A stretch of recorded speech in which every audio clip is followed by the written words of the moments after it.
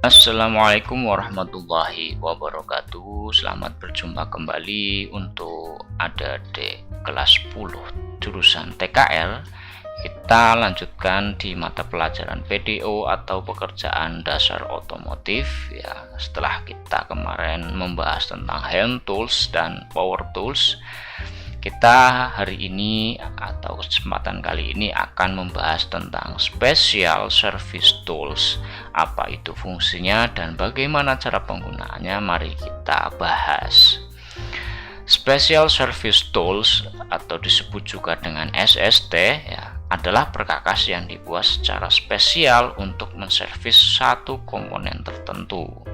Seorang mekanik akan menggunakan alat-alat tangan atau basic hand tools pada pekerjaan yang relatif mudah dikerjakan. Sedangkan menghadapi pekerjaan yang sukar, mekanik dapat menggunakan alat-alat khusus yang disebut dengan special service tools atau SST. Kenapa? Karena dengan menggunakan SST, pekerjaan servis kendaraan di bengkel dapat diselesaikan dengan cepat, tepat, dan efisien tanpa merusak bagian-bagian yang dikerjakan. Pemilihan SST dalam kerja servis kendaraan di bengkel sangat ditentukan oleh jenis kendaraan serta model dan spesifikasi kendaraannya. Yang pertama, SST yang akan kita bahas adalah piston ring kompresor. Alat ini dipakai untuk menekan ring piston pada waktu pemasangan ring piston dan piston ke dalam silinder. Piston ring kompresor dibuat dalam bentuk berbagai ukuran, menyerupai silinder liner yang telah dilengkapi dengan penyetel. Penyetel berfungsi untuk menyesuaikan diameter ring kompresor, yaitu untuk memperbesar atau memperkecil ketika digunakan. Seperti ini ya penggunaannya ya. Nah, atau bentuknya seperti ini, kemudian penggunaannya adalah seperti ini.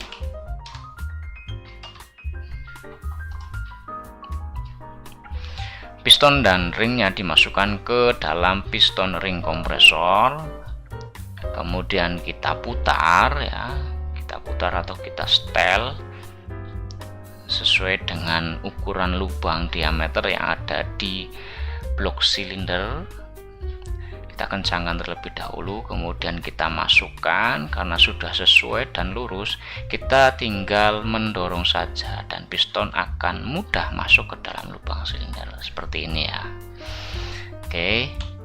Yang kedua ada piston ring expander ya. Sebelum kita menggunakan tadi ya piston ring kompresor, kita harus memasang terlebih dahulu ring pistonnya ya. Tang ring torak atau piston ring expander ya, torak itu pistonnya, adalah alat untuk membantu melepas dan memasang ring torak. Alat ini digunakan untuk mempermudah pemasangan ring torak, menghindari kerusakan atau cacat pada torak ataupun ring torak. Cara penggunaannya seperti ini. Kita paskan kedua ujung daripada ring piston, kemudian kita tarik tuasnya piston ring expander ini ya. Kita tarik dan kemudian kita paskan pada jalur atau rel di piston ya. Kemudian kita lepaskan, dia akan masuk sesuai daripada jalurnya ya. Untuk ring piston nomor 1, nomor 2, dan nomor 3. Jadi sangat mudah ya untuk memasang ring piston ini ketika menggunakan piston ring expander ya. Yang nomor 3 ada valve spring kompresor. Alat ini disebut juga dengan tracker valve ya. Dia memiliki tuas ya, di sini ada bautnya ya. Ketika dia diputar, maka jarak antara ujung sini dengan ujung ini akan semakin mendekat. Nah, gaya ini atau posisi ini dimanfaatkan untuk menekan pegas katup, sehingga katup akan tertekan ke bawah dan posisi pengunci daripada katup itu akan terlepas ya, atau kita mudah untuk melepasnya. Oke, cara penggunaannya adalah seperti ini. Nah, ini kita putar terlebih dahulu, kemudian kita tekan tuasnya sehingga pegasnya akan tertarik ke bawah ya. Kemudian kita ambil posisi penguncinya dan kita bisa melepas katupnya dengan mudah ya. Yang nomor selanjutnya ada oil filter remover ya. Ini untuk melepas saringan oli ya yang ada di mesin, atau oil filter ya. Kita putar terlebih dahulu, kita paskan menggunakan rantai ya di sini. Kemudian rantainya ini ada lubangnya, kita masukkan, kita putar. Setelah kendor, kita lepas oil filter atau filter olinya menggunakan tangan. Selanjutnya ada penekan pegas coil atau coil spring kompresor ya. Bentuknya seperti ini ya. Di sini ada pengunci atau pemegang ya di kedua ujungnya, dan terdapat sebuah baut. Ketika baut ini diputar, maka kedua ujung ini akan semakin berdekatan sehingga posisi pegas daripada shock breaker ini atau shock absorber ini akan semakin dekat, dan baut yang ada di atasnya akan mudah kita lepas untuk membongkar daripada shock breaker tersebut ya. Cara penggunaannya seperti ini ya. Kita pasang terlebih dahulu, kemudian kita kencangkan ya.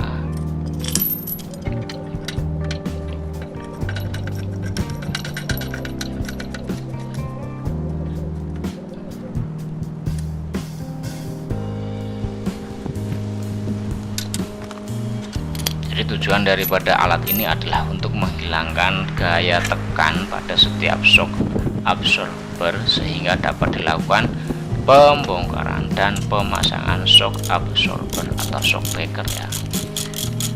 Kita kencangkan bautnya menggunakan kunci shock ya. Kemarin kita sudah bahas kunci ini sangat cepat sekali ya.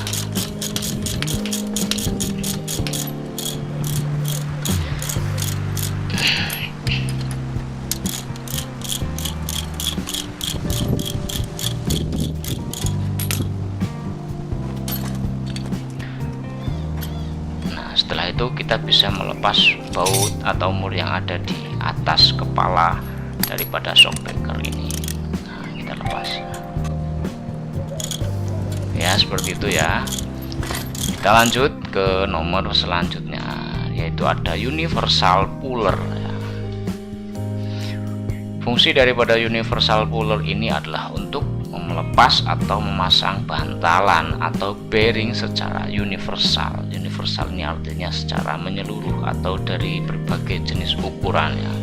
Karena alat ini atau universal puller ini atau tracker ini memiliki posisi yang bisa digeser-geser ya sesuai dengan ukuran bearingnya. Dia memiliki 3 kaki, yaitu ada di posisi 1, kemudian ujung kakinya ada cantolannya ya, ada bengkokannya, sehingga dia akan menekan atau mencengkeram daripada bearing. Kemudian baut ini ya nantinya akan kita putar ya, akan diputar atau diperpanjang ke bawah sehingga bearing ini akan terdorong keluar dan terlepas dari benda kerja. Kita lihat seperti apa caranya. Nah, ini kita putar ya. Kita putar terus ya. Perhatikan bearingnya, dia pelan-pelan akan naik ke atas dan terlepas ya. Nah, mudah ya. Oke, selanjutnya akan kita bahas yaitu adalah compression tester ya. Compression tester adalah alat untuk mengukur tekanan kompresi silinder. Alat ini dibedakan menjadi pengukur tekanan kompresi untuk motor bensin dan pengukur tekanan kompresi untuk motor diesel ya.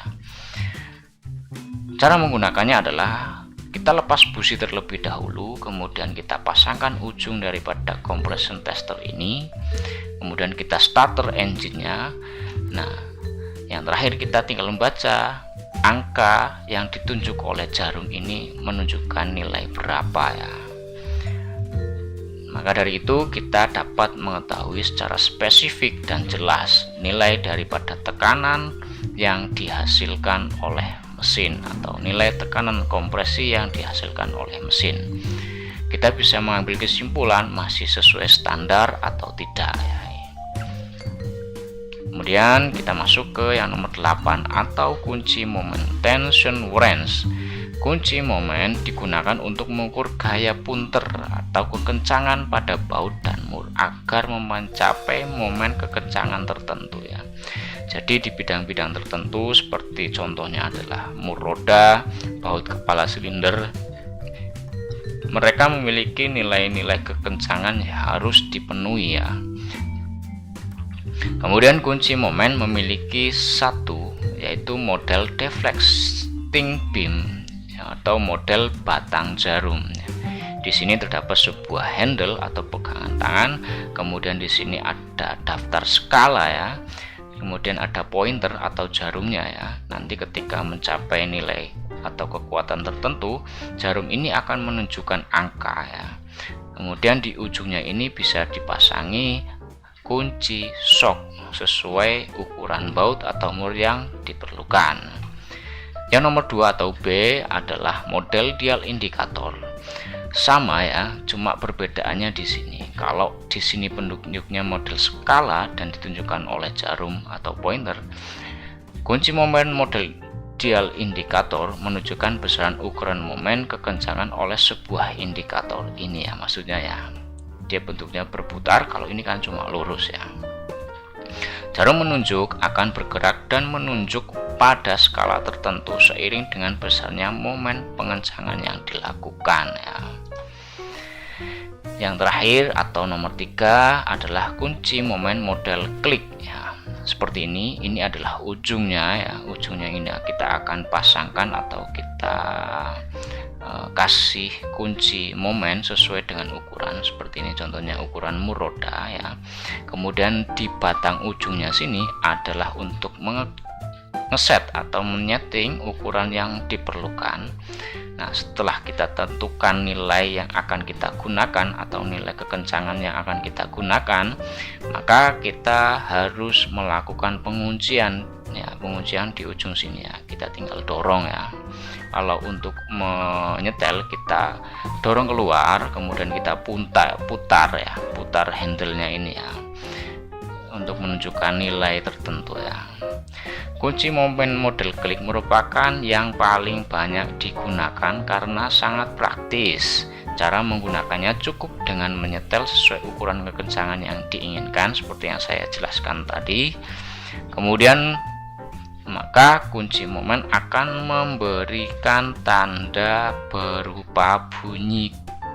Bunyinya seperti apa? Yaitu klik saat kekencangan baut atau mur mencapai ukuran kekencangan sesuai dari penyetelan yang sudah dilakukan di awal. Oke, perhatikan video berikut dan dengarkan ya, ini kan bentuknya bunyi. Nah, sekali lagi ya. Nah, ketika sudah bunyi klik seperti itu, berarti kunci momen atau kekencangan baut atau mur sudah mencapai nilai sesuai penyetelan. Oke ya. Kemudian yang nomor 8 ada screw extractor ya. Adalah suatu alat bantu untuk mengeluarkan baut yang patah, terutama patah di dalam lubang ya. Bentuknya seperti ini.